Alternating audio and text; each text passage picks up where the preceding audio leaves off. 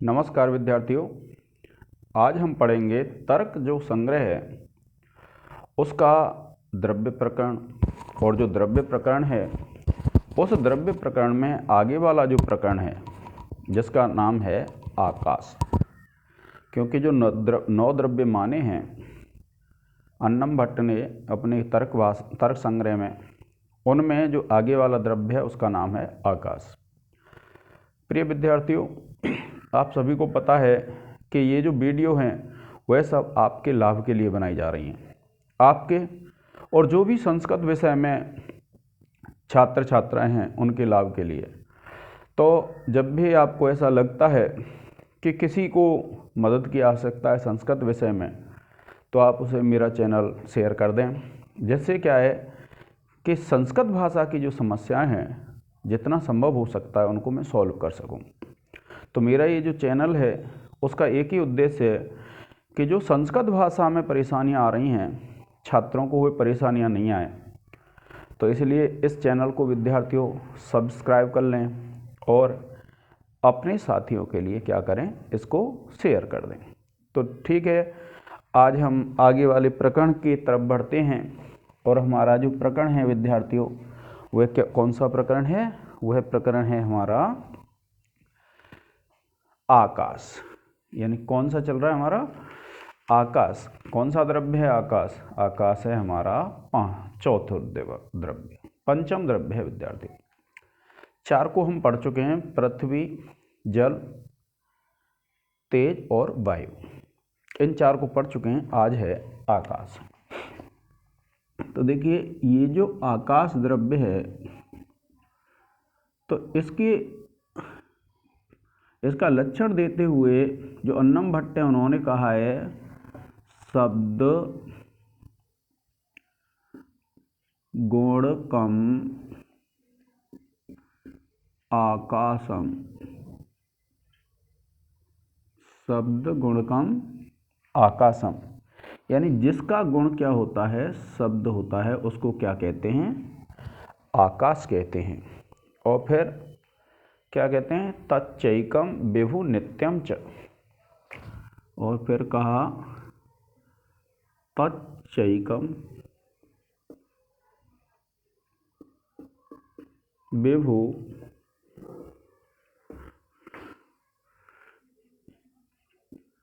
नित्यम च। यह है विद्यार्थियों, ये जो लक्षण दिया किसने? अन्नम भट्ट ने। और अन्नम भट्ट ने यह लक्षण दिया कि भाई जो आकाश होता है वह आकाश क्या होता है? शब्द गुणकम आकाशम। यानी जिसका जो गुण है वो क्या होता है? शब्द। उसको क्या कहते हैं विद्यार्थियों? हम आकाश कहते हैं। यानी जिसका गुण क्या होगा? शब्द होगा, वो क्या कहलाएगा? आकाश कहलाएगा। अब देखिए जब आगे बढ़ते हैं तो ये जब परिभाषा आपने देखी, इस परिभाषा में आपने क्या देखा कि ये एक ऐसा लक्षण है जिसमें गुण शब्द आया है। कौन सा शब्द आया है? गुण। और इससे पहले जो हमने लक्षण पढ़े थे उनमें क्या है? गुण शब्द नहीं था। क्या कहा? इसमें क्या आया विद्यार्थियों? गुण शब्द आया है। लेकिन इससे पहले जो हमने पढ़े उनमें कहीं भी गुण शब्द का उल्लेख नहीं था। तो इसकी जो परिभाषा है वो एक अलग हो जाती है और इसलिए इसको क्या कह देते हैं हम? शब्द गुणकम आकाशम। इससे क्या है कि जो काव्य के लक्षण में 3 दोष होते हैं, अव्याप्ति, अतिव्याप्ति और असंभव, उन दोषों से विद्यार्थियों हमको मुक्ति मिल जाती है। और अब देखिए अब इसमें क्या कहा है कि भाई जो शब्द गुण होता है उसको क्या कहते हैं? आकाश। क्योंकि आपने जब पढ़ा होगा, आप पढ़ते हैं प्रत्येक जो द्रव्य है जिनमें पहले जो 5 हैं उनका अलग अलग गुण है। कैसे कैसे? देखिए जब आप पढ़ते हैं जैसे आकाश है, आकाश के बाद वायु है, वायु के बाद तेज है, तेज के बाद जल है और जल के बाद पृथ्वी। ठीक है विद्यार्थियों, कौन सा है? पृथ्वी। अब इसमें जब आप देखेंगे तो इसमें क्या होता है? गुण शब्द। इसमें शब्द भी होगा और स्पर्श भी होगा। आप जानते हैं कि वायु आवाज़ भी करती है और उसको हम छू भी सकते हैं, उसका स्पर्श भी होता है। इसके बाद ये जो तेज होता है, इसमें 3 गुण पाए जाते हैं: शब्द, स्पर्श और रूप। आपने देखा होगा जो तेज होता है उसका शब्द भी होता है, आवाज़ होती है, उसका स्पर्श उसको छू सकते हैं और उसका रूप भी होता है। उसके बाद जल में चलेंगे तो देखिए इसमें 4 गुण हो जाते हैं: शब्द, स्पर्श, रूप और रस। अब ये जो पृथ्वी है इसमें ये 4 तो होते ही हैं, इसके अलावा एक अतिरिक्त गुण होता है विद्यार्थियों, वो कौन सा होता है? गंध। तो इसलिए आपने पढ़ा था गंधवती पृथ्वी। इसके लक्षण में आपने पढ़ा था आप वाले में, क्या कहा था? शीतल स्पर्श वाला जल होता है, उष्ण स्पर्श व तेज। और वायु में जो आपने पढ़ा वो क्या पढ़ा? रूप रहित स्पर्शवान वायु, यानी जो रूप से रहित होती है और स्पर्श से युक्त होती है उसको क्या कहते हैं विद्यार्थियों? हम वायु कहते हैं। ठीक है।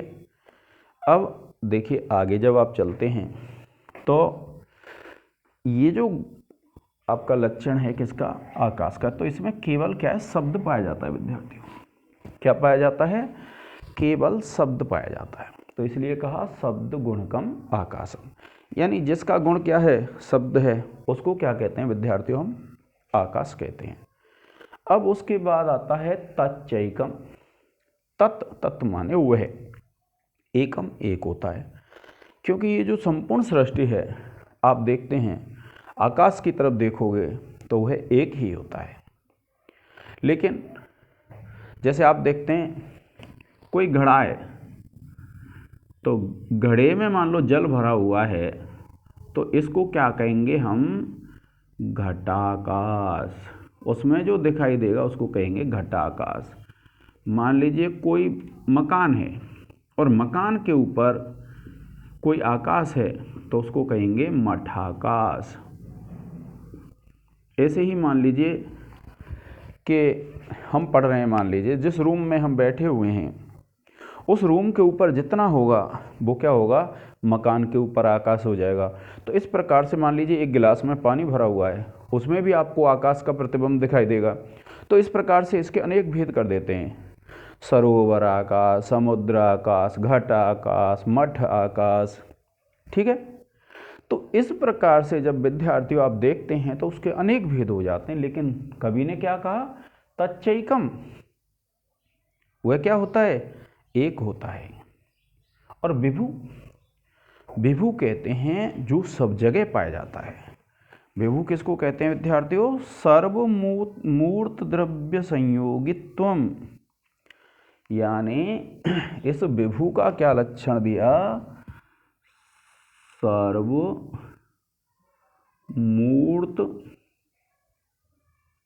द्रव्य संयोगित्वम।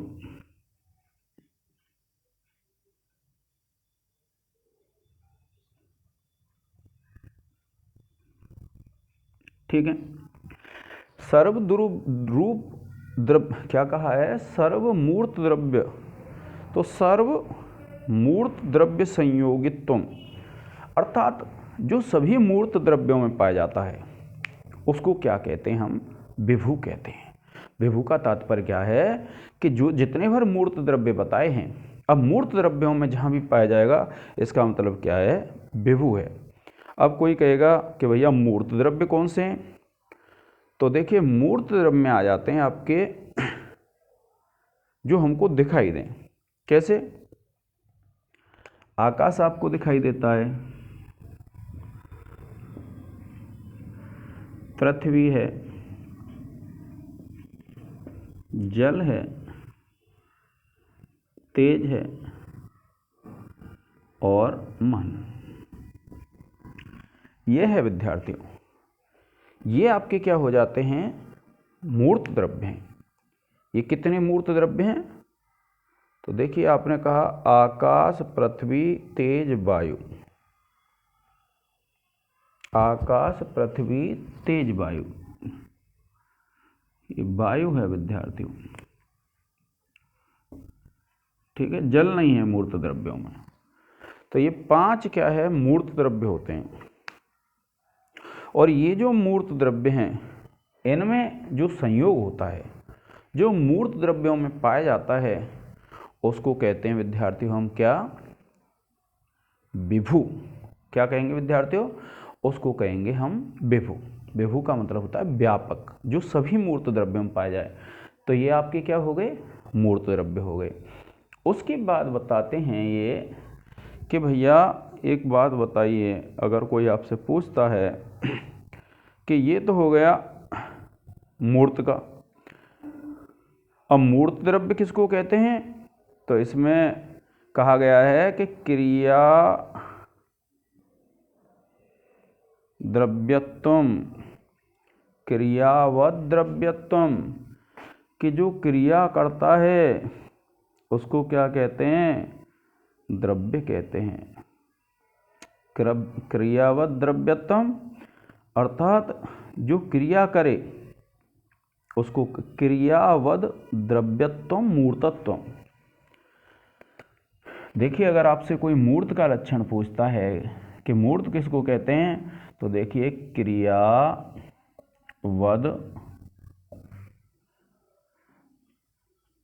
द्रव्यत्वम मूर्तत्वम, ये लक्षण है कि जो क्रिया करता है उसको, और जो द्रव्य होता है, कौन सा द्रव्य, जो क्रिया करने वाला है, तो उसको क्या कहेंगे विद्यार्थी, हम मूर्त कहते हैं। तो इसलिए क्या कहा कि तच्च एकम, कि भैया अगर जो अलग अलग आपको दिखाई देता है, घट आकाश, पट आकाश, घट आकाश से तात्पर्य होता है कि जो एक घड़े के ऊपर जितना आकाश है उसको कहेंगे घट आकाश। पट कहते हैं वस्त्र को, वस्त्र के ऊपर जितना आकाश होगा उसको पटाकाश कह देंगे। मठ का मतलब होता है एक मकान, उसके ऊपर जितना होगा उसको मठाकाश कह देंगे। मान लो कोई विद्यालय, उसके ऊपर जितना भर आकाश है उसको क्या कह देंगे, विद्यालय आकाश। तो ये क्या है, उपाधि भेद हैं। उपाधि किसको कहते हैं, जैसे मान लीजिए मैं हूं, अब मैं एक, मेरा नाम अनिल है और मैं एक ही हूं, लेकिन जब इसके उपाधि भेद होते हैं तो उपाधि क्या है, मैं एक अपनी माँ के लिए मैं बेटा हूँ, यह उपाधि हो गई। एक बहन के लिए मेरी उपाधि भाई हो गई। एक पत्नी के लिए मेरी उपाधि पति हो गई। तो इस प्रकार से क्या है, उपाधियाँ बदल जाती हैं। तो उपाधि के भेद से तो अनेक भेद हो सकते हैं मेरे, लेकिन वैसे तो क्या है, मैं एक ही हूँ। इसी प्रकार से क्या है, आकाश होता है। आकाश में क्या होता है कि वैसे तो संपूर्ण सृष्टि में एक ही आकाश है, तच्च एकम, कि वही एक है। और विभु, विभु का मतलब है जो संपूर्ण मूर्त द्रव्यों में संयोगी होता है, जिसका संबंध सभी मूर्त द्रव्यों से होता है, उसको कहते हैं हम विभु। अब मूर्त द्रव्य क्या है, तो उसने कहा भैया देखो मूर्त का लक्षण देते हुए कहा, क्या कहा, देखिए ये कहा है सर्वद्रव्य संयोगित, मूर्त द्रव्य संयोगित, यानी जो सभी मूर्त द्रव्यों में रहता है उसको कहते हैं हम विभु। अब कोई कहेगा भैया मूर्त द्रव्य किसको कहते हैं, तो आप बताएंगे मूर्त द्रव्य का लक्षण है कि क्रियावद, देखिए ये दिया है कि क्रियावद, इधर है विद्यार्थियों, क्रियावद द्रव्यत्वम मूर्तत्वम, कि जो द्रव्य क्रिया करता है उसको क्या कहते हैं, मूर्त द्रव्य कहते हैं। और मूर्त द्रव्य 5 माने इन्होंने। कौन से 5 हैं विद्यार्थियों, आकाश, पृथ्वी, तेज, वायु और मन। कौन से हैं, आकाश, पृथ्वी, तेज, वायु और मन। ये 5 क्या हैं विद्यार्थियों? मूर्त द्रव्य हैं। तो इन मूर्त द्रव्यों में जिसका संयोग होगा वह कहलाएगा विभु। अब देखिए नित्यम च, और भैया ये कैसा होता है आकाश? ये नित्य रहता है। नित्य का तात्पर्य क्या होता है कि जो हमेशा रहे उसको क्या कहते हैं? हम नित्य कहते हैं। यानी जो कभी भी नष्ट नहीं होता है, जिस पर समय का प्रभाव नहीं पड़ता और जो कभी नष्ट नहीं होता है, उसको क्या कहते हैं? हम उसको कहते हैं विद्यार्थियों नित्य। तो इसलिए कि वो क्या होता है? नित्य होता है। यानी वह आकाश कभी भी नष्ट नहीं होता है और वह नित्य है। और नित्य इसी को कहते हैं जो हमेशा रहने वाला होता है। यानी मूर्त द्रव्य सीमित परिणाम वाले होते हैं, जबकि भूत द्रव्य के लिए आवश्यक शर्त नहीं होती है। इसलिए आवश्यक है कि आप ये मान लें कि जो आकाश है वह क्या होता है? नित्य द्रव्य होता है। ठीक है विद्यार्थियों, जब आप इसकी इतनी परिभाषा कर देंगे तब व्याख्या करने के बाद फिर आप क्या लिखेंगे विद्यार्थियों? आप लिखते हैं इसका विशेष। ठीक है, अब जब विशेष लिखेंगे आप, इसको मैं मिटा देता हूं। तो विशेष में आपको क्या करना है?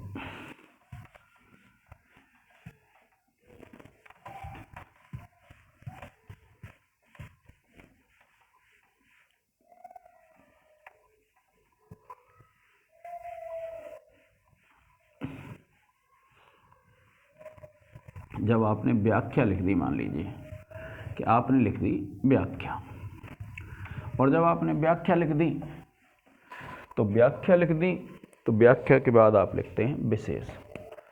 तो देखिए जब आप विशेष लिखें विद्यार्थियों, तो आपको ये ध्यान रखना है इस बात का विशेष रूप से कि ये जो शब्द है, तो इस शब्द में क्या है? सबसे पहले तो आप लिख देंगे कि भैया ये द्रव्य है। तो आप लिख देंगे, आप लिखेंगे आकाश के लक्षण में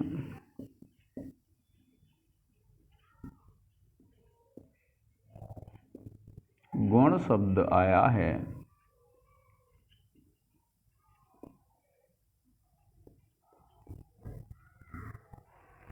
जिससे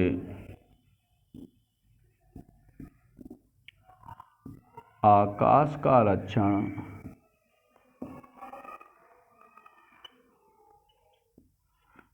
दोष रहित हो जाता है।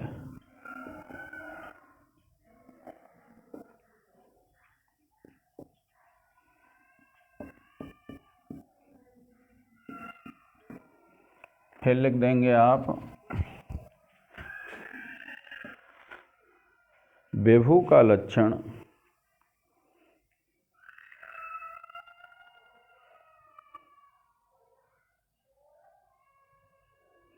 देखिए आप लिखेंगे दीपिका में विभु का लक्षण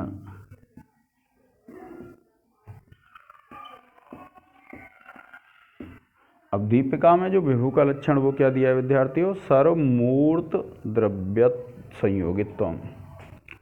क्या कहा है? सर्वमूर्त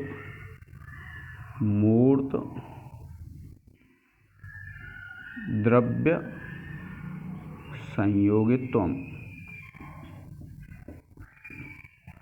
यह लक्षण है विद्यार्थियों। फिर देखिए तीसरा लिख देंगे आप। तीसरा क्या लिख देंगे कि भैया मूर्त किसको कहते हैं? तो न्याय बोधिनी में एक ग्रंथ है न्याय बोधिनी में मूर्त का लक्षण। तो देखिए आप मूर्त का लक्षण देंगे तो आप लिखेंगे क्रियावद। क्या लिखेंगे? क्रियावद द्रव्यत्वम क्रियावद द्रव्यत्वम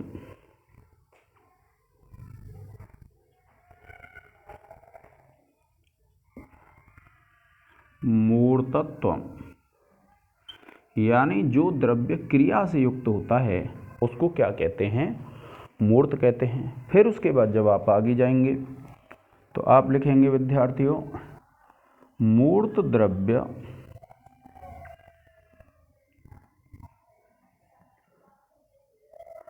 पांच हैं। नंबर 1 आकाश, नंबर 2 वायु, नंबर 3 तेज, नंबर 4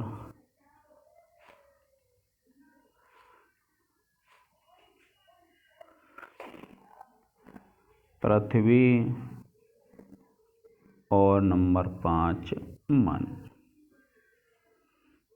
ये विद्यार्थियों आपके विशेष हो जाते हैं। इसके अलावा जब आप देखो इसमें व्याकरण टिप्पणी देखेंगे तो विद्यार्थियों यहाँ तत् प्लस च, जैसे अगर आप व्याकरण टिप्पणी देखते हैं तो देखिए एक तो हो जाएगी तत् प्लस च, ये हो जाएगी यहाँ पर विद्यार्थियों हल संधि, आप जानते हैं जैसा तो संधि है। अब फिर हो जाएगी देखिए तच्च प्लस एकम, वृद्धि संधि हो जाएगी। नित्यम आदि में निकाल देंगे शब्द वो आकाशम, देखिए यहाँ पर दीर्घ संधि हो जाएगी। इस प्रकार से आप क्या करेंगे, इसकी व्याकरण टिप्पणी लिख देंगे विद्यार्थियों। ठीक है विद्यार्थियों, और अगर आपको कोई भी समस्या होती है, आपकी समझ में कोई चीज़ नहीं आती है, तो आप टेलीग्राम पर आप आप इसकी कमेंट्स बॉक्स में मैसेज भेज करके आप मुझसे पूछ सकते हैं जो भी आपको समस्या है। तो आज के इस लेक्चर में विद्यार्थियों इतना ही। जय हिंद, जय भारत।